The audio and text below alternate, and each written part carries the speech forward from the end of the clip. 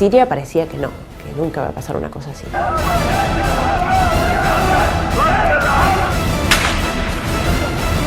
Empezar a ver los aviones cada vez más cerca, los tanques por las calles y ya teníamos guerra en plena ciudad.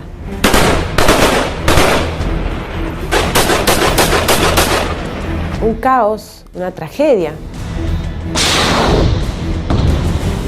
Tienen un objetivo común, lograr que todo el mundo sea una sola nación islámica.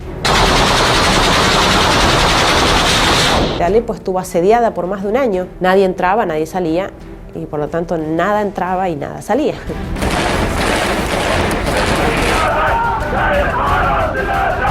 Los cristianos son muy perseguidos, mueren civiles todos los días, eliminan, asesinan a la gente. Sabemos de familias que llegaron a la frontera, sabemos de familias que nunca llegaron. En mi vida había rezado tanto.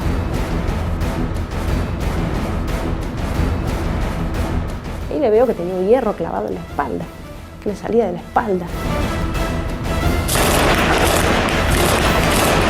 Vivimos permanentemente, dicen ellos, colgados de Dios.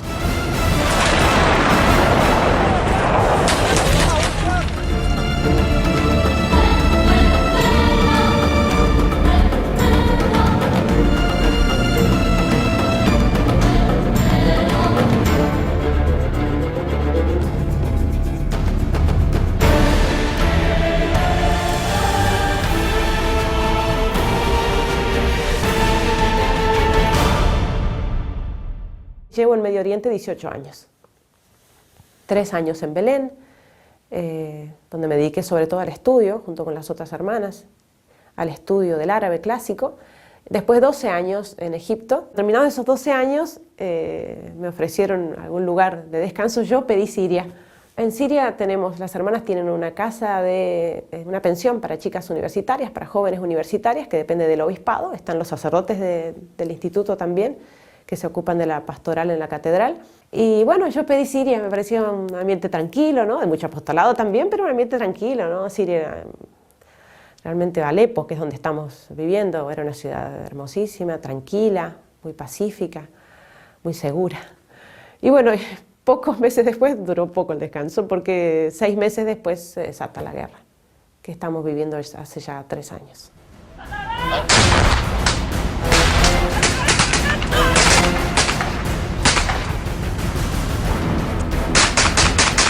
Siria, como digo, era un país muy tranquilo. Me refiero sobre todo a Alepo, que es lo que más conozco, donde nosotros vivimos. Incluso en comparación con otros países árabes, por ejemplo Egipto, donde yo había estado, se daba muy buena convivencia entre cristianos y musulmanes. Muy pacífica convivencia, que es una cosa extraña porque los cristianos en los países árabes, en todo el Medio Oriente, son minoría y normalmente una minoría perseguida, muy perseguida. En Siria esto no se daba tanto, quizás como así de la misma manera que en el Líbano, una sociedad más abierta, ¿no? Quizás favorecido esto por el tipo de gobierno. Allí viven una dictadura desde hace más de 50 años, de la dinastía del Assad, que pertenecen ellos a una facción del Islam más bien moderada. Entonces ellos no han impuesto como ley civil la ley islámica. De manera que, si se puede hablar ahí de derechos o de libertad, digamos, cada una de esas minorías tenía cierta libertad para desenvolverse. Así que los cristianos, ¿no?, han vivido pacíficamente hasta ahora, habían vivido pacíficamente con las distintas sectas musulmanas que conviven en Siria. Ya escuchábamos, ¿no?, de los disturbios que se habían producido en otros países, ¿no?, Túnez, Libia, después Egipto, como que Siria parecía que no, que nunca va a pasar una cosa así. Y bueno, y comienza también el conflicto en Siria, al sur, muy al sur del país, en una población que se llama Deraa, y comienza como un levantamiento de desertores del ejército, del mismo ejército nacional, contra el gobierno, ¿no?, por mostrarse su disconformidad contra el gobierno, pero digamos, contrariamente a lo que se piensa o a lo que se escucha, no fueron manifestaciones pacíficas de la gente que salía a la calle a pedir más libertad. Fueron manifestaciones que desde el principio tuvieron tinte violento, muy violento. Y desde el principio con antecedentes terroristas. Obviamente había un grupo de gente que quería más libertad, ¿no? Hay todavía gente en la oposición, en este grupo de los rebeldes, que quieren más libertad, ¿no? Pero son una minoría.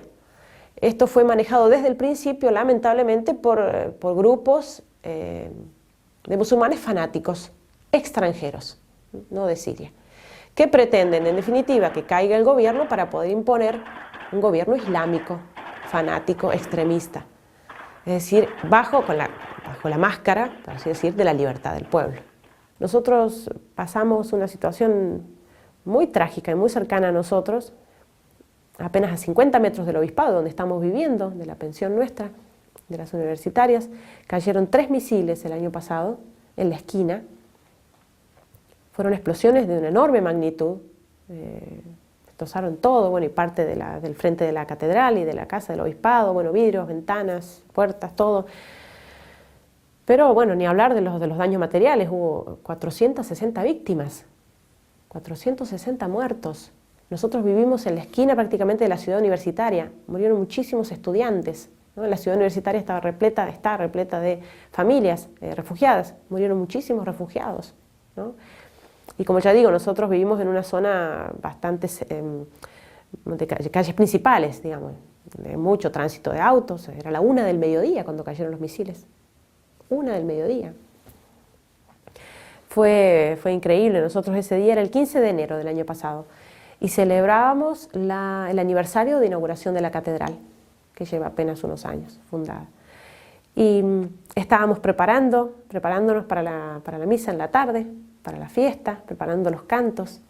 Estábamos en el coro de la catedral, en la parte alta de la catedral. Hacía mucho frío. En Alepo tenemos temperaturas bajo cero y no hay medios de calefacción, no tenemos electricidad, no hay combustible para la calefacción, así que se pasa mucho frío. Bueno, estábamos ensayando y ya eran la 1 menos cuarto, ya no podíamos ni cantar de frío, dijimos, bueno, ya está, dejemos y bajemos porque no se puede seguir. 1 menos cuarto. A la 1 cayeron los misiles y se llevaron parte del coro. O sea, cómo Dios nos protege también, ¿no? Porque si hubiéramos estado ahí. Bueno, y bajamos y íbamos a tener el almuerzo con el obispo, invitados y todo, porque era un día de fiesta y el almuerzo se tardaba. Entonces yo digo, bueno, voy a la terraza, un edificio grande del obispado, voy a la terraza, que ahí arriba tenemos el lavarropa. Bueno, veo la ropa y bajo. Total, tengo 2 minutos. Subo a la terraza, cuando voy a abrir la puerta de la terraza, me llama uno de los sacerdotes desde abajo. Me dice, hermana, hermana, ¿dónde está? Estoy acá arriba, voy a abrir el lavarropa y vengo. Ya vengo, padre. No, venga que le digo una cosa. Bueno, obediente, cerré la puerta. Me faltan 1 minuto para la 1. Cierro la puerta, bajo la escalera. Cuando llego hasta donde está el padre, se produce la explosión, ¿no? Que también si me agarraba en la terraza. Y eso que estamos acostumbrados a las explosiones, ¿no? Nosotros. O sea, ya es una cosa normal. Digamos, al principio, cuando estábamos, no sé, conversando, lo que sea, uno está conversando y escucha una explosión muy fuerte, todo siempre, uy, y uno, ¿de dónde será? Uno se asusta, y qué bárbaro, y se abrieron las puertas. Ahora ya no, después uno viviendo así 2 años, 2 años y medio, ya está, uno sigue conversando, tiembla, se abren las puertas, uno va a la sierra, se siente y sigue conversando. Porque es permanente, o sea, cuando pasa, no sé, media hora, 40 minutos que no se escucha nada, uno ya empieza a dudar, a sospechar qué está pasando. Porque es permanente, ¿no? O sea, que estamos acostumbrados a eso. Pero esta explosión fue de una magnitud enorme, una cosa espantosa. O sea, el edificio se movió como si fuera un terremoto y empezamos a ver pasar por la ventana, porque la ventana que daba a la calle, pedazos de autos, pedazos de asfalto enormes, de rejas, de cuerpos y todo. Fue una cosa espantosa. Había restos de víctimas hasta en las terrazas de los edificios, ¿no? A la redonda. Una cosa espantosa y bueno, los sacerdotes inmediatamente salieron a la calle para asistir a las víctimas y nos dijeron a nosotros que buscáramos a las estudiantes, que nos aseguráramos de que estuvieran todas allí. Fuimos a buscarlas, faltaba una, que estaba en la universidad.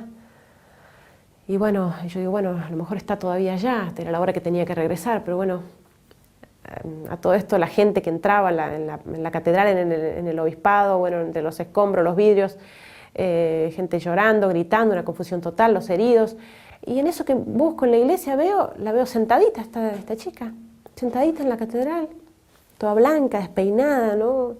Obviamente venía de afuera, ¿no? Había estado ahí en la explosión, entonces me acerco, ¿cómo estás? Y me decía que le dolía mucho el brazo, mucho el brazo, hasta acá está el hombro. Yo digo, bueno, te habrás quebrado, a lo mejor estás quebrada, gritaba de dolor. Digo, bueno, yo te ayudo, vamos. vamos a ver si conseguimos un auto. La intento levantar, le saco la campera, y cuando le saco la campera me llamaba la atención que estaba rajada de punta a punta la campera, se la saco y ahí le veo que tenía un hierro clavado en la espalda, que le salía de la espalda. Entonces, claro, le veo, aparte, bueno, en el momento uno realmente, no sé cómo se puede preparar uno para este tipo de situaciones. Yo al menos no sé uno qué tiene que estudiar para prepararse para esto, ¿no? Y yo en ese momento empecé a tirar el hierro, digo, bueno, no sé, se lo saco, ¿qué hago? Ella me dice, porque me duele, ¿qué tengo ahí? Ella me decía, ¿qué tengo ahí atrás? Decime qué tengo ahí atrás. Yo, no tenés nada, no tenés nada, vas a estar bien, no te preocupes, no tenés nada. La cargué, me la llevé, llegó uno de los padres, los padres salieron para buscar autos, era un vehículo, era un caos, afuera era un caos, era otra ciudad, era otra calle, no lo podíamos creer, porque era todo escombros y tierra y polvo y cuerpos por todas partes, era una cosa... Y bueno, conseguimos con dificultad un auto, la llevamos al hospital, el padre la confesó antes de que entraran para operarla, y bueno, la operaron y la salvaron, le sacaron el hierro que había perforado, le había atravesado el omóplato y le había perforado el pulmón. La reacción de la gente fue impresionante. Ese mismo día, nuestros fieles, los fieles de la catedral, el grupo de jóvenes, vinieron ya ese mismo día para ayudar, y al otro día a juntar vidrios, escombros, a limpiar. Preparamos un salón del obispado como capilla, porque la iglesia no se pudo usar durante muchos meses. Pero desde ese día prácticamente se duplicó el número de gente en la misa. No digo misa dominical solamente, misa diaria, rosario y misa diaria. Desde ese día era impresionante verlos rezar. Por eso uno dice, no, pobre gente, claro, cuando sufre una cosa así se rebelan contra Dios y se enojan, no rezan más. No, esta gente la tiene clara, realmente.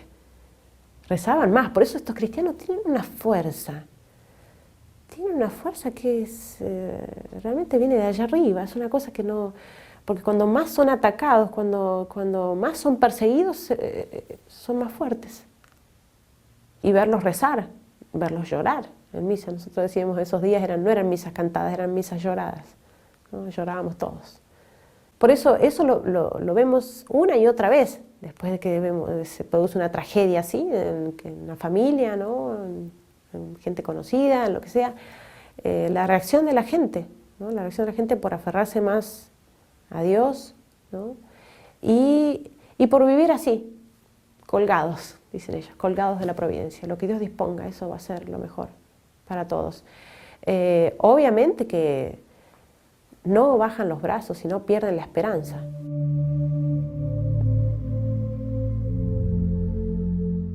Hay una minoría de gente que sí, de militantes que quieren más libertad, ¿no? Porque viven bajo la dictadura. Hay un grupo también podríamos decir, de enemigos políticos y religiosos del Assad, ¿no? Del presidente. Y después está todo el resto, que es la gran mayoría de los militantes de estos rebeldes, del Ejército Libre, que son estos grupos terroristas extranjeros, como Al-Qaeda, como, no sé, de los del Levante, talibanes, ¿no? Extranjeros, que buscan en definitiva la imposición del Islam en todo el mundo. Se llama la Umma en árabe, ¿no? No es que estos grupos fanáticos estén de acuerdo entre sí, no es que hayan llegado a un acuerdo, simplemente tienen un objetivo común, ¿no? Que es lograr que todo el mundo sea una sola nación islámica. Esta guerra tiene otros intereses, hay intereses económicos, políticos, de afuera también, ¿no? Siria tiene una posición estratégica en el Medio Oriente, ¿no? En cuanto al comercio, tiene mucho potencial energético, petróleo, y la ubicación, ¿no? Es clave entre lo que es África y después Asia y Europa. Obviamente que hay muchos intereses, muchas cosas mezcladas en este conflicto, pero todos totalmente ajenos al bien del pueblo. La gente lo que quiere es el mal menor, por así decir. Sí, prefieren seguir así como están, bajo esta dictadura, y no terminar en manos del Islam fanático, de los terroristas. Por eso ellos también lo dicen allá, ahora que ustedes salen, cuenten lo que realmente está pasando, lo que realmente estamos viviendo, ¿no? Porque a veces se pone en boca del pueblo una cosa en la que el pueblo no tiene nada que ver.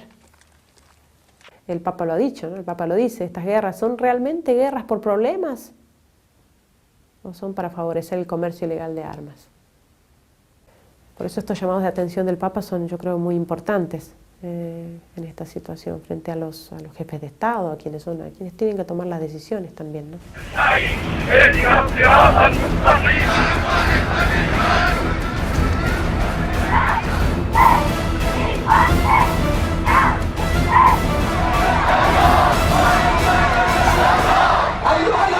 Entonces se suceden, ¿no?, los disturbios en distintos puntos del país. El ejército reprime terriblemente. Llegan a Damasco, Homs, otras ciudades muy importantes también de Siria. Y en Alepo, Alepo una ciudad muy grande, 5 millones de habitantes. La capital es Damasco, pero Alepo es la capital económica, es el centro comercial donde se mueve toda la economía del país. En Alepo la gente decía, nosotros hemos escuchado de nuestros parroquianos, la gente decía, bueno, se compadecían obviamente de sus hermanos, ¿no?, lo que estaba sucediendo en su país, pero ellos decían, en Alepo esto nunca va a pasar. Parecía que nunca iba a llegar, pero empezamos un buen día a escuchar tiros en plena ciudad. Nosotros estamos viviendo en un barrio prácticamente residencial, de avenidas muy anchas, mucho tráfico, mucho movimiento, y pasaban las ambulancias del Ejército Nacional, transportando heridos, disparando al aire para abrirse paso. La gente se empezó a asustar. Es decir, los rebeldes se estaban acercando a la ciudad de Alepo. Después ya empezar a escuchar cañones, empezar a ver los aviones cada vez más cerca, los tanques por las calles, y ya teníamos guerra en plena ciudad.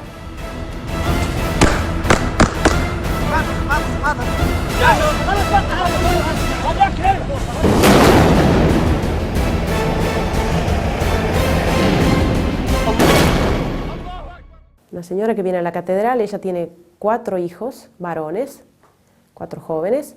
Uno de ellos había hecho una operación muy sencilla en el hospital, muy simple, una media hora de operación. Estaba esperando simplemente en la habitación que le dieran el alta, que llegara el doctor para darle el alta.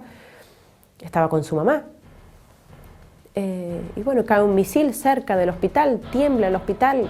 Este muchacho se asusta, le dice a la mamá, anda a decirles que nos cambien de habitación, que me cambien porque andamos a la calle, hay más peligro. La mamá sale corriendo.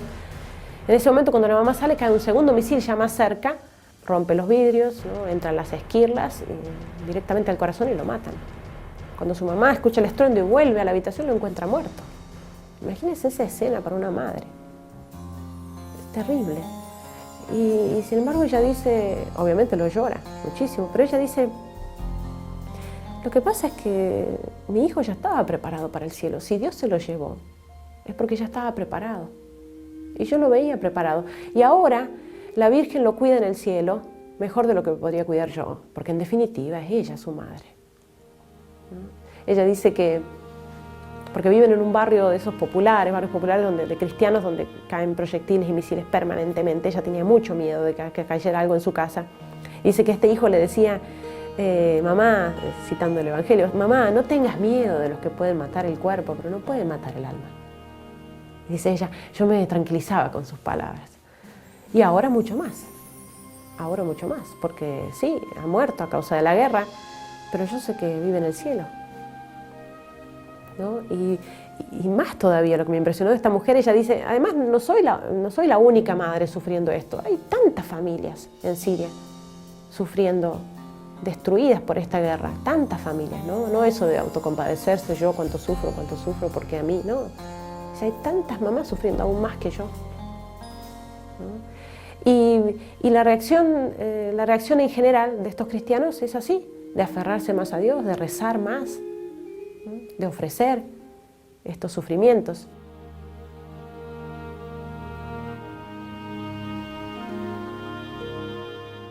Un caos, una tragedia para esta gente, sobre todo teniendo en cuenta que el pueblo, lo que es realmente el pueblo, es el gran espectador en esta situación.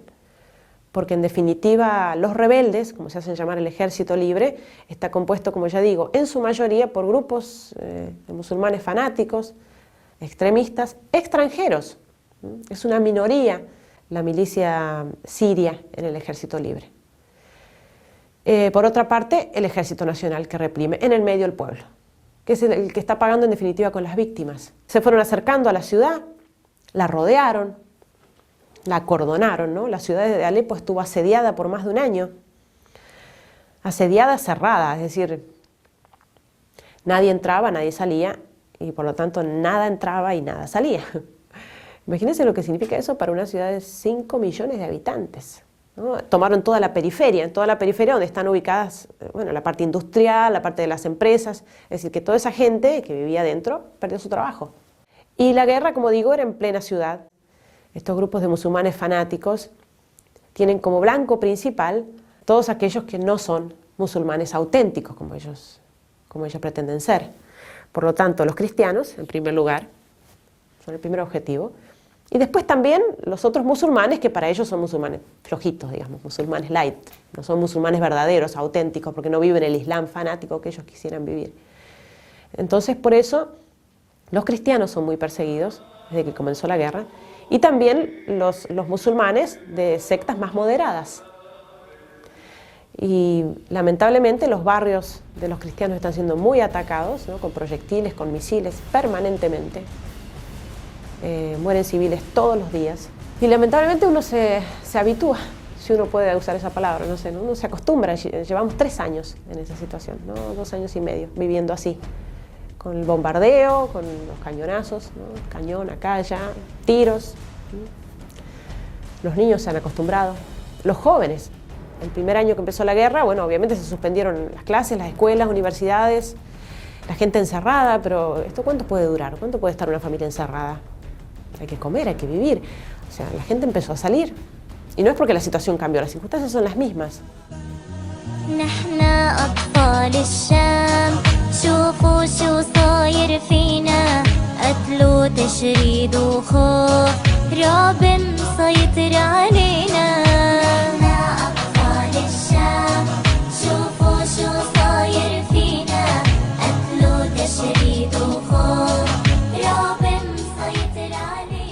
La ciudad estuvo sitiada durante más de un año, cerrada, no se podía salir. Había gente que igual se arriesgaba, había familias que salían igual para escapar, para huir, ¿no? Del caos que se vivía dentro de la ciudad. Intentaban huir igual y bueno, sabemos de familias que llegaron a la frontera, sabemos de familias que nunca llegaron. La indigencia en la que está viviendo la gente que vivía muy bien, ¿no? Digo, en Alepo era gente de clase media alta, digamos, no había pobres, no se veían indigentes por la calle, gente que no comiera, no. Y ahora la gente está pasando necesidades de todo tipo. Y claro, y ha cambiado la vida porque no hay electricidad. Uno ahí se da cuenta cuántas cosas hace con la electricidad. Cuando no hay electricidad mucho tiempo, bueno, tampoco funcionan ya las antenas, no hay teléfono, no hay agua, porque ¿no? Los generadores, como tampoco hay combustible. Es una cadena de desastres, digamos, ¿no? Uno detrás del otro. Una señora me decía el otro día, la verdad que en mi vida había rezado tanto, porque bueno, nos vamos a dormir con mis hijos y rezo para que nos levantemos en la mañana. Y cuando nos levantamos en la mañana, rezo y agradezco a Dios porque nos levantamos, porque todavía vivimos. Y cuando sale mi hijo a la escuela, rezo para que vuelva, para que no le pase nada en la calle. Cuando salgo a comprar el pan, rezo para poder regresar, poder comprarlo, poder conseguirlo. Cuando sale mi marido, y así, ¿no? Vivimos permanentemente, dicen ellos, colgados de Dios.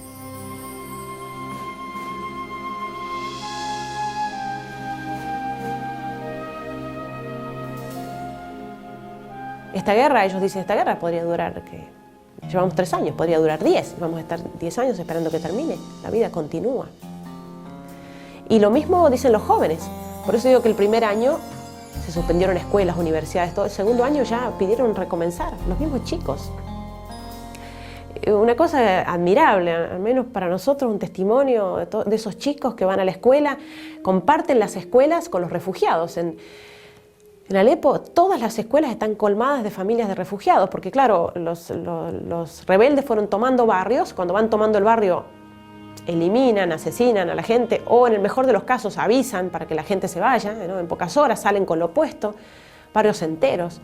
Entonces las escuelas abarrotadas de gente, la ciudad universitaria también, completa, por las calles, por todos lados hay familias de refugiados. Entonces en las escuelas ha sido difícil, los chicos tienen que compartir la escuela con las familias refugiadas. El aula se usa de día para dar clases y en la noche para que la gente duerma. Y los chicos una felicidad, Yo un entusiasmo por estudiar, por aprovechar. Tenemos en la catedral el grupo de los chicos, de los jóvenes, y venía una de las chicas, me decía, tendrá unos 15 años, me decía, hermana, empezamos la escuela, gracias a Dios empezamos la escuela de nuevo. Tenía una alegría esa chica, ella me dice, está difícil escucharla a la profesora, nos cuesta entenderle por el ruido del bombardeo, pero bueno, empezamos las clases.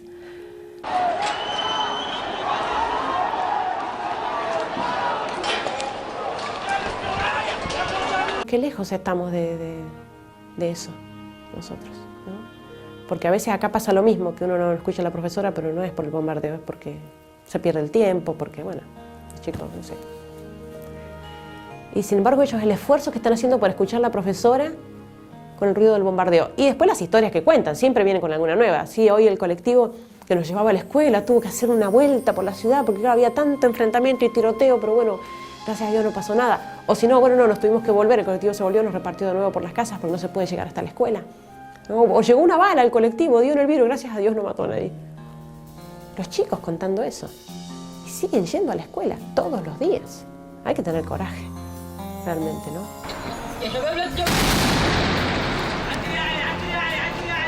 Lo mismo en la universidad. Nosotros lo sabemos porque tenemos pensión para chicas universitarias. Las veo, nosotros las vemos. El esfuerzo que hacen, el riesgo que corren para llegar hasta la universidad todos los días, ¿no? Y caminar rapidito y cuidarse en la calle.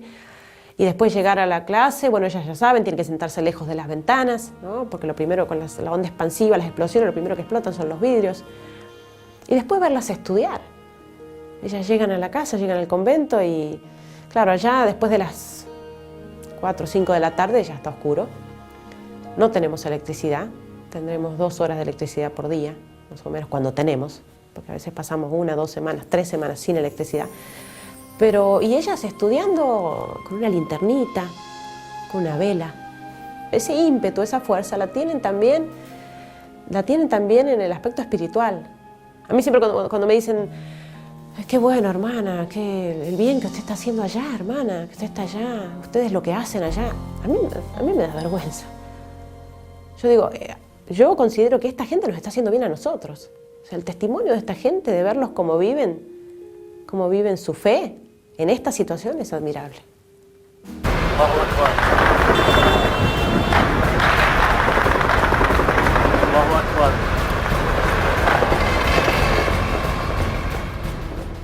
Los niños también viven la guerra de una manera muy especial. Es trágico realmente lo que están viviendo y obviamente que podrá ser traumático, ¿no? Los juegos de los niños es juntar balas. Juntar balas en la calle cuando van a juntar balas del balcón. Pero también viven en este ambiente de fe. Hay una niña, allá de unos 5 años, que estaba jugando en su casa y entró una bala perdida por la ventana, eso es muy común, ¿no? Lo de las balas perdidas. Rompió el vidrio, entró por la ventana y le dio en el codo, le quebró el codo la bala. Bueno, le enyesaron, la asistieron, todo, y la mamá le decía, bueno, pero ya vas a estar bien, aunque ahora te duela, pero viste que Jesús te cuidó, viste que Jesús te cuidó, porque solamente te quebró el codo, el codito, eso no es nada. Porque obviamente si la bala venía unos centímetros más adentro, en un órgano vital, la niña muere. Entonces le dice, mamá, ¿viste cómo Jesús te cuidó? Esto no es nada. Y ella dice, mamá, ya sé que Jesús me cuidó. Yo ya sé eso. Si Jesús atajó la bala, por eso tiene este agujero acá en la mano, ¿lo ves? ¿No? Una niña de 5 años. Es impresionante el convencimiento con que lo dice. Y no es un cuentito.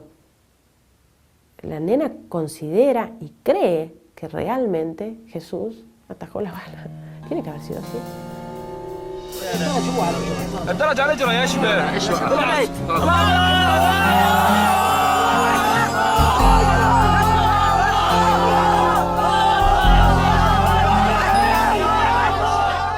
Pero lo que nosotros podemos hacer allá es, sobre todo, yo creo, presencia, ¿no? Cerca de la gente, porque a veces no es mucho más lo que se puede hacer. Pasamos épocas muy duras, muy difíciles, varios días que no se puede salir de la casa, por ejemplo, es decir que a veces no podemos tener ni contacto con algunas personas, ¿no?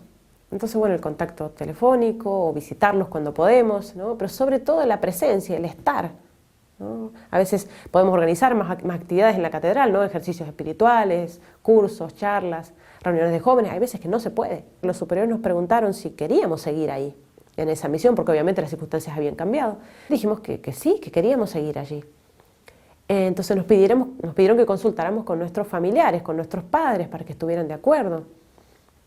Y yo llamé a mi familia, a mis padres, y ellos me dijeron, ¿has estado con esta gente hasta ahora y los vas a abandonar cuando más te necesitan?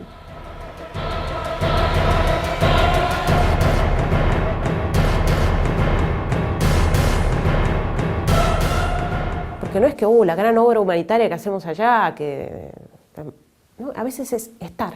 Una señora me decía, una señora que tiene niños chicos, y realmente muy difícil para las mamás porque la situación a veces es asfixiante, llega a ser desesperante para ellos, ¿no? Imagínense que con un año la ciudad cerrada, sitiada, no hay electricidad, no hay agua, faltan los alimentos, no hay combustible para la calefacción, hace mucho frío. Los alimentos perecederos obviamente se acabaron, verduras, frutas, todo. El pan escaseaba, entonces es una situación muy difícil, una situación realmente angustiante para las mamás y después tener los chicos dentro de casa. Tampoco se puede decir, anda a la plaza que te miro desde acá, anda a jugar a la plaza, o salir al balcón, no, a los niños hay que cuidar, te me va a las perdidas, el enfrentamiento es ahí en la calle. Sufriendo que en cualquier momento nos caiga un proyectil en la casa, en el patio. Y ella dice, mira hermana, si yo me levanto cada mañana es porque ustedes están acá, porque yo soy siria. En definitiva estoy sufriendo una situación, un conflicto de mi propio pueblo. Pero ustedes son extranjeros. Ustedes hoy mismo podrían tomarse el colectivo, estar en su casa, dormir bien, comer bien, estar cerca de sus familiares, en un lugar seguro. Y están acá. Entonces, le digo sinceramente, si yo cada mañana me levanto, es porque ustedes están acá.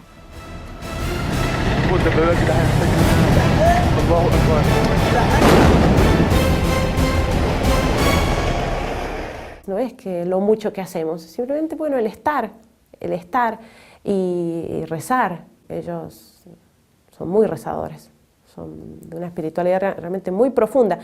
Y debo decir que no era así, ¿no? No era que no, porque los sirios siempre fueron así.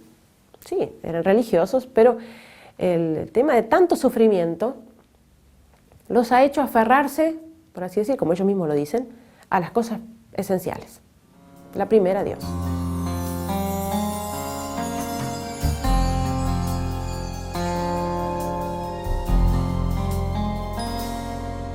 Y por eso rezan y confían. Cuando apenas empezó la guerra, yo recuerdo, los primeros meses era un infierno, un caos, y el gobierno mismo también publicaba, anunciaba de que no, esto ya el mes próximo, para tal fecha se va a terminar, está planeado que todo se va a terminar. La gente se ilusionaba primero, de que bueno, no, todo esto ya va a terminar, y pasaba esa fecha y nada, y después no, para la fiesta, para tal fiesta ya está, han avisado que ya está, esto se controla y se termina, y otra vez vuelta a ilusionarse.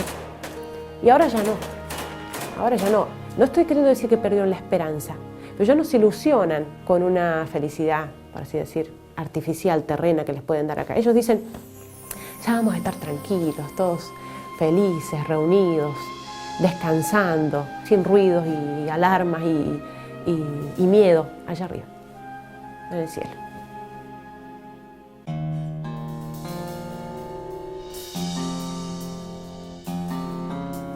Han descubierto lo más importante. Bueno, nosotros vamos camino hacia algo. Y yo lo experimento, lo digo sinceramente, yo soy religiosa, no es que yo no haya pensado en la muerte, no lo haya meditado, no lo haya escuchado, cuántas veces, ¿no? Pero cuando uno vive ahí, en ese contacto permanente con la muerte, ¿no? Hoy es esta persona que tengo delante, que mañana ya no la veo, no viene a misa porque murió ayer. Hoy me podría tocar a mí. ¿Por qué no? Entonces uno, sí, cuando nosotros vamos a dormir a la noche, y sí, yo lo pienso todas las noches, ¿no? Y es lo que nos pasa a todos allá. Y yo digo, bueno, a lo mejor mañana no me levanto.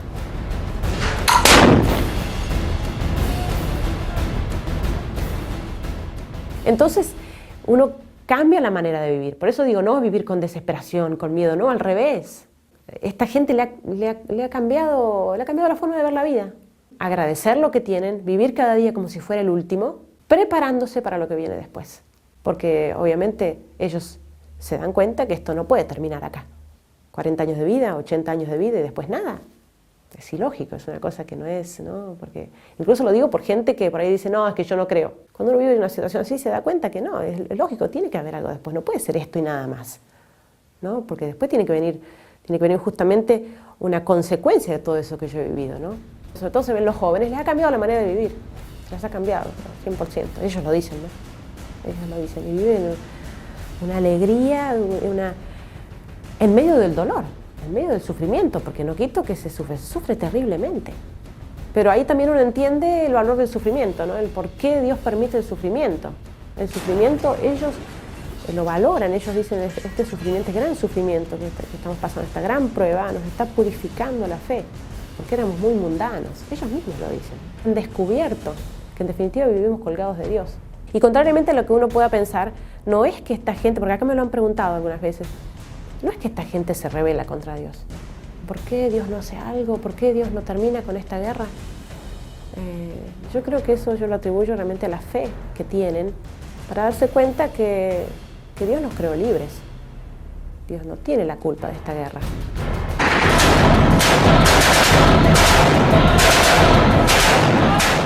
Todos nosotros somos responsables de esta guerra, más o menos, porque las guerras en definitiva son una consecuencia, ¿no?, de la suma de odios, ¿no?, de venganza, de violencia, que terminan esas guerras desastrosas, pero comienzan con pequeños pasos.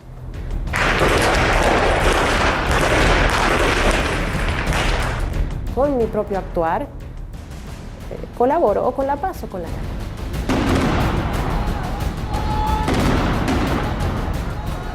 Estamos en crisis, bueno, yo tengo que estar o de un lado o del otro, con mi propia actitud, con mi propio proceder, por más que yo no sea nadie, ¿no? Obviamente que acá, en estas guerras, como en todo, hay grandes responsables, ¿no?, que tendrán que dar cuenta de lo que están haciendo, grandes responsables.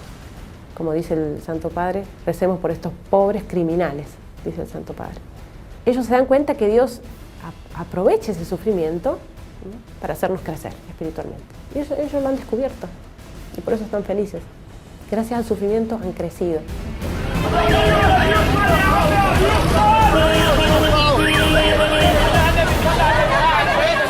Uno de los jóvenes nuestros de la catedral dice que estaban en su casa en la noche, reunidos con su familia, más bien en el departamento, pero más bien adentro, y bueno, cae un proyectil ahí en la casa, y ellos se encierran en el baño, se salvaron todos, ¿no? No, ni siquiera hubo heridos entre ellos, en la familia, ¿no? Y obviamente que es una situación muy trágica, pero ellos siguen dando gracias a Dios, porque y hay miles de historias, ¿no? Porque viene uno y cuenta, sí, cayó un proyectil en la casa, pero bueno, entró por la ventana y se enredó en la cortina y ahí cayó y no explotó, ¿no? Y cosas así uno escucha mucho, ¿no? También cosas milagrosas, realmente milagrosas. Ellos consideran que, a pesar de lo trágico de la situación, de lo que están viviendo, ¿no?, tienen una protección especial de Dios los cristianos, ¿no? Hay muchísimos casos así.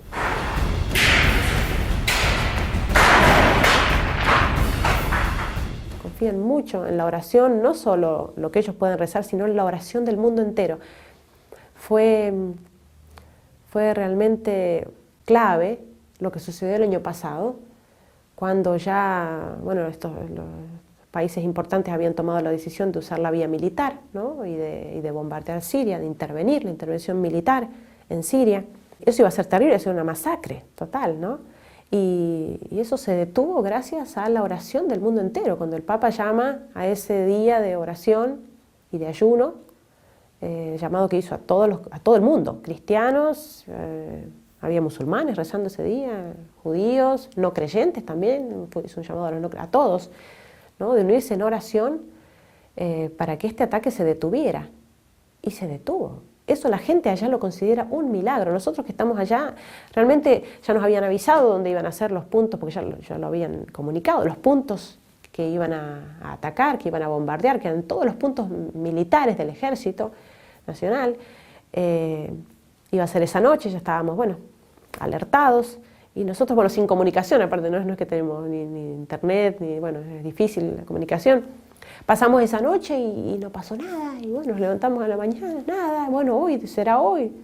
Y la gente estaba en esa incertidumbre, ¿no? De que en qué momento empezamos ya, se viene lo peor, y nada, y pasó ese día y nada, y bueno, después ya supimos cuando pudimos tener comunicación de que habían dado un paso atrás, cuando el ataque era inminente y estaba todo listo.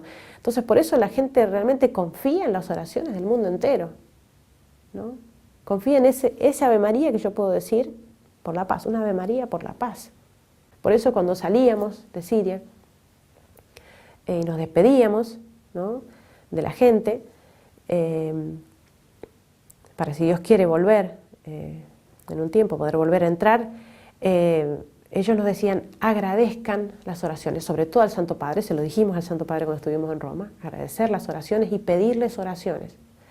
Ellos confían en que es el arma más poderosa que todas las armas que se usan allá, el arma más poderosa que puede con todas las guerras, ¿no?, que es la de la oración. Por eso no han perdido la esperanza. Todos ustedes, todos los que rezan, están con nosotros allá también, ¿no? Necesitamos de las oraciones.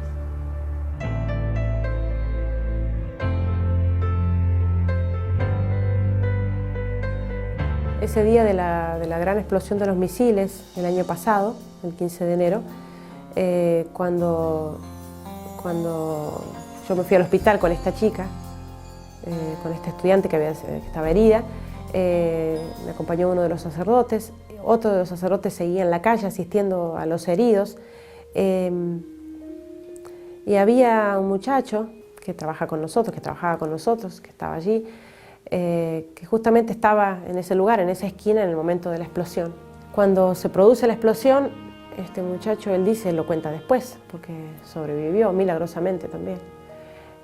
Dice que la explosión, el impacto, lo hizo saltar, lo llevó unos 25 metros, ¿no?, porque él después mostraba dónde había caído, ¿no?,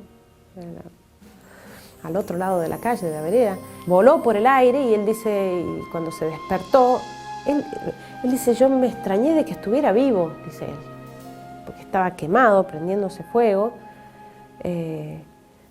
completamente, ¿no? Se dio cuenta que estaba quebrado, no se podía mover, ¿no? Él dice, yo no podía creer que estuviera vivo. Y como pudo, se arrastró hasta la puerta del Carmelo. Las carmelitas son nuestras vecinas allí, a pedir asistencia, que incluso los muchachos, porque todos lo conocemos allí, los muchachos que lo conocían, no lo conocían, no sabían quién era, pero lo asistieron y todo, soy yo. Le decía, soy yo, soy Sarkis, soy yo. No lo podían creer. Uno de los sacerdotes nuestros nos llevó inmediatamente al hospital. Fue una lucha tremenda de meses, ¿no?, que tuvo que pasar para luchar, para vivir, perdón. Pero él dice, bueno, yo tenía que hacer fuerza por vivir. Yo sabía que Dios me iba a dar la fuerza, que me iba a dar la vida. Yo sabía, yo tenía que hacer mi parte. Porque dice, era tan fácil, dice él, era tan fácil renunciar y decir, ya está, ¿no? Entonces yo me daba cuenta que Dios quería que yo viviera, ¿no? Vas a vivir, vas a vivir. Entonces, bueno, el esfuerzo de todos esos meses, ¿no?, por sobreponerse al dolor, sufrimientos terribles, porque estaba completamente quemado y completamente quebrado, ¿no?, con 2 hijos pequeños, fue admirable, ¿no? Se encomendó mucho a San José y sobrevivió y está bien, lo tenemos entre nosotros ahora, ¿no? Son historias realmente que marcan no solo a esa persona, a esa familia, ¿no?, sino al resto también, ¿no?, a todos nosotros que lo conocemos, a los que escuchan su historia, ¿no? Porque es realmente edificante por la confianza en Dios. Se puede realmente.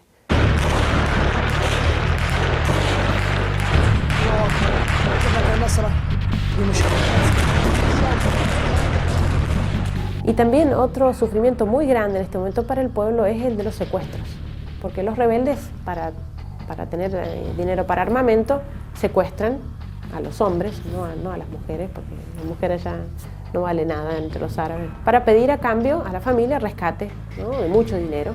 Y entonces, bueno, estas personas pasan tiempo secuestradas, el tiempo que les lleve a la familia a reunir ese dinero.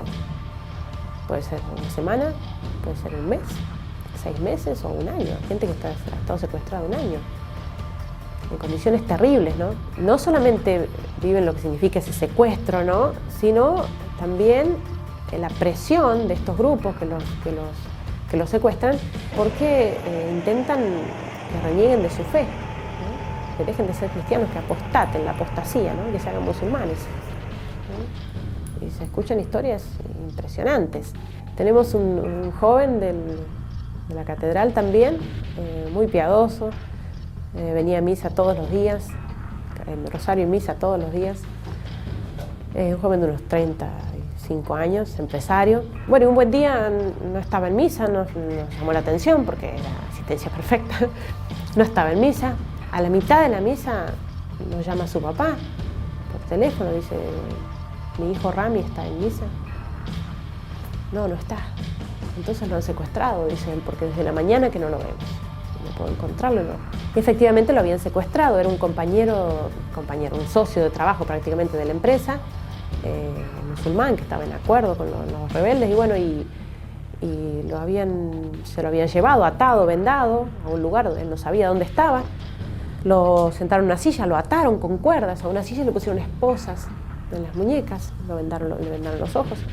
Estaba encerrado como en una letrina, en un bañito.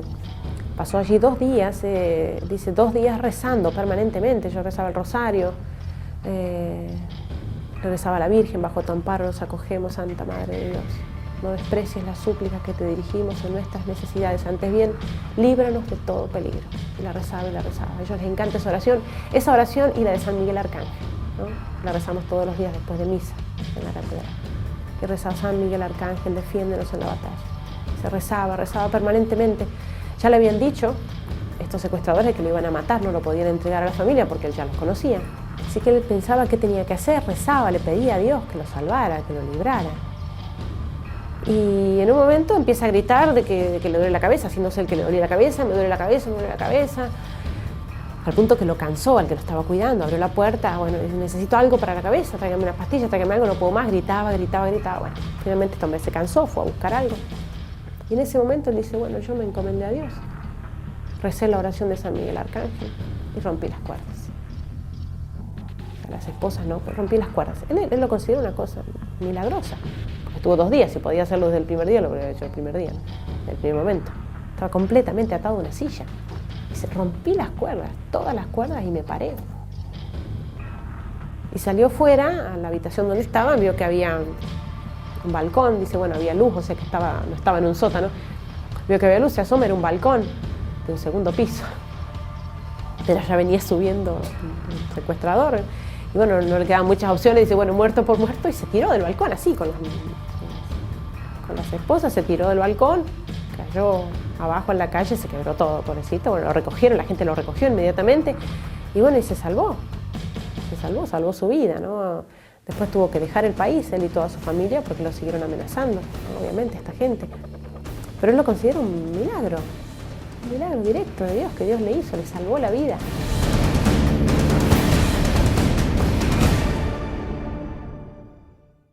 Hay otro señor, un señor muy sencillo, muy simple, no sé si sabe leer y escribir, él es chofer de colectivito, y bueno, lo secuestraron, una familia de clase media, es decir, con gran dificultad podía reunir el dinero que le pedían. Él estuvo un mes y medio encerrado, ¿no? Secuestrado, y estuvo encerrado en un establo muy pequeño, con otras 30 personas, ¿no? Otros 30 hombres, musulmanes todos. A él, dice, solo lo sacaban cada 2 o 3 días para hacerle interrogatorio, para intentar convencerlo de que apostatara, de que dejara el cristianismo, ¿no? Con la ametralladora acá.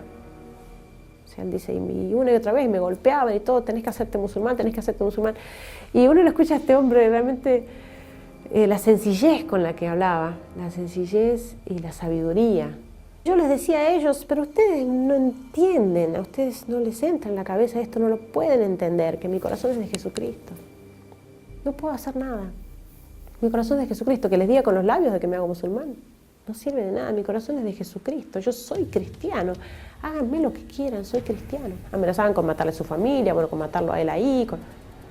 sí, háganlo. Bueno, volvían a entrar al establo, lo volvían a sacar 2 o 3 días después para intentar de nuevo, y él volvía a decir lo mismo: soy cristiano, ¿no? Y él lo decía con tanta simpleza, dice, y no lo entendían, dice, y no lo entendían y me volvían a preguntar, pero háganme lo que quieran, mátenme ahora, soy cristiano, no puedo dejar de ser cristiano porque traicionaría mi corazón.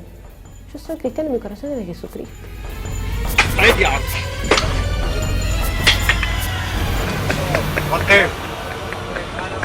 Y él, un hombre asmático, sufría mucho, se asfixiaba en ese establo, porque no había ventanas, cerrado, hacía mucho calor en el verano. Entonces él dice, me sentía asfixiar, me sentía que me asfixiaba. De momentos, dice, me sentía desfallecer, de debilidad, y bueno, caía al piso, que me parecía que me moría, incluso decía, bueno, claro, ¿por qué me pasa esto? ¿No? Los musulmanes que estaban alrededor se le echaban encima, porque bueno, en el Islam también hacer apostatar a un cristiano que está por morir, ¿no? Antes de su muerte, tiene como más mérito, por así decir. Entonces, claro, todos se le echaban encima como para aprovechar ese momento en que él se sentía con tanta debilidad, que se sentía morir, para ver si lo convencían: hacete musulmán, y si yo me paraba, ¿no? La fuerza no era humana, no era mi fuerza, me paraba de nuevo y decía, soy cristiano. Y en esos momentos que no podía respirar, que me parecía que me moría, me asfixiaba, yo me arrodillaba y rezaba. Dice, ustedes no me van a creer. Dice, entraba aire. Yo rezaba, le pedía a Dios y entraba aire. Y yo me aliviaba. Dice, y al punto de que, bueno, estuvieron ahí 1 mes y medio y encerrados en un establo muy pequeño, eran 30, o sea que ellos se turnaban para dormir. Al punto de que a veces yo me tocaba dormir, yo estaba durmiendo y me despertaban ellos mismos, los musulmanes, me despertaban y le decían, vení, arrodillate y rezale a tu Dios, porque cuando vos rezás, tenemos aire. Y yo me arrodillaba, rezaba, y todos se aliviaban.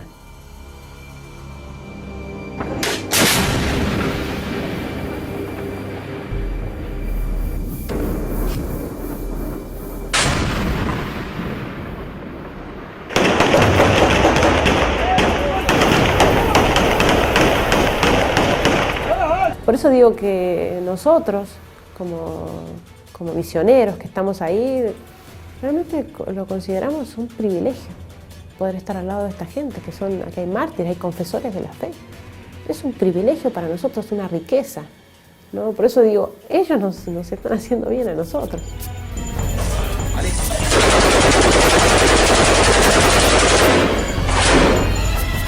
Ocurrió para Navidad del año pasado, esta Navidad pasada, que llevábamos 8 días sin electricidad. Y bueno, llegamos así a la Navidad, ¿no? Que una Navidad muy especial, porque imagínense que nada de arbolito de Navidad, lucecitas, no hay electricidad, así que no música, no poner adorno, no, o hacer comida, no hay gas, ¿no? O sea, se cocina con las hornallas eléctricas cuando llega la luz. O sea, en esas 2 horas que llega la luz, así que si no, bueno, se come lo que se tiene, lo que se puede. Bueno, y entonces llegar a la Navidad así, bueno, obviamente sin la reunión familiar para comer juntos, ¿no? Las mujeres cuando llegaron a misa, mis hermanas ni siquiera nos hemos podido bañar. Una cosa mínima, ¿no? Pero dice, bueno, para una fiesta de Navidad, entonces nada, el Señor ni siquiera hacernos el pelo, arreglar nada. Y bueno, empezó la misa de Navidad, misa de Nochebuena, que fue a las 4 de la tarde, 4:30, porque ya cuando es más tarde ya no se pueden hacer actividades, ya no se puede salir afuera. Empezó la misa y a los 10 minutos llegó la luz, llegó la electricidad. Entonces es una felicidad de la gente. Bueno, terminamos la misa, hermosísima, y después de la misa, bueno, fueron 2 horas de electricidad, después de la misa hubo otra hora más de electricidad para festejos, así que a sacar lo que teníamos, galletitas, lo que fuera, poner música, bailaron, festejaron, bueno, bailaron hasta el último segundo de electricidad. Y ellos consideran un regalo que Dios les mandó la luz, ¿no? Ellos lo dicen así. Y yo digo, bueno, por si alguno todavía pretende decir que eso fue casualidad o que... Fueron esas 2 horas de luz, otra semana sin luz, y el 31 en la noche, cuando hicimos la misa de Acción de Gracias, llegó la luz de nuevo durante la misa y el festejo.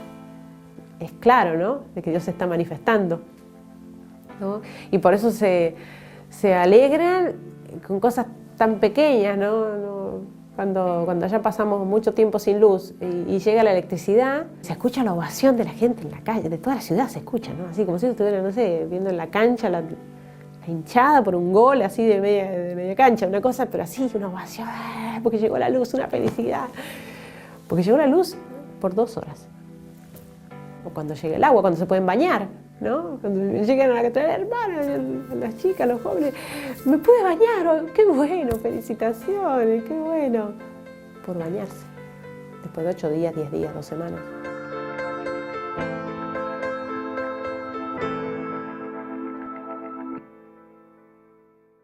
Los cristianos están sufriendo mucha persecución, una persecución atroz. Lugares donde, bueno, se asesinan a los cristianos, mutilados en una bolsa de nylon, bolsa de residuos, en el contenedor de basura, con un cartel que dice no tocar, es un cristiano. O por ejemplo, las mismas estudiantes nuestras lo han contado, ¿no? En la universidad, en algunos ambientes de la universidad, ¿no? Por este odio a los cristianos, y bueno, que se han agarrado a los estudiantes cristianos asfixiados, ahogados en el mismo lavatorio de los baños, ahí, por ser cristianos. Escuchamos hace poco en las noticias de los cristianos crucificados. Allí también una mujer atada, están las fotos, atada a una columna para que todo el que pase le pegue, la golpee, hasta que ella misma pida ser musulmana y abandone el cristianismo.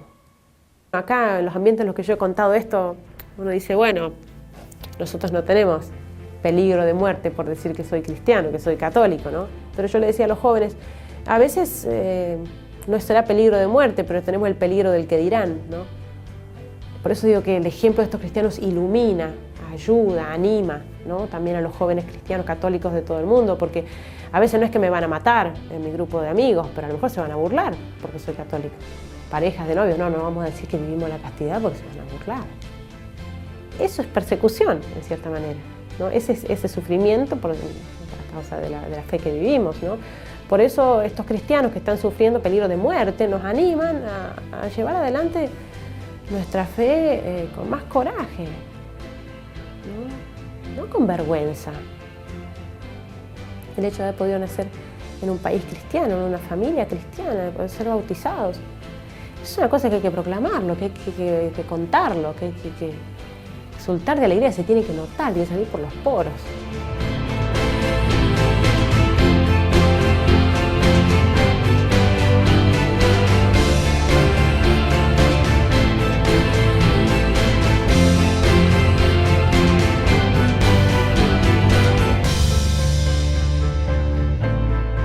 Dios no tiene la culpa de esta guerra.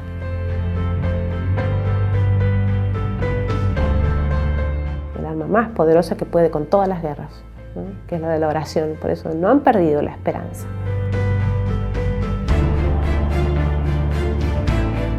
Colgados de Dios.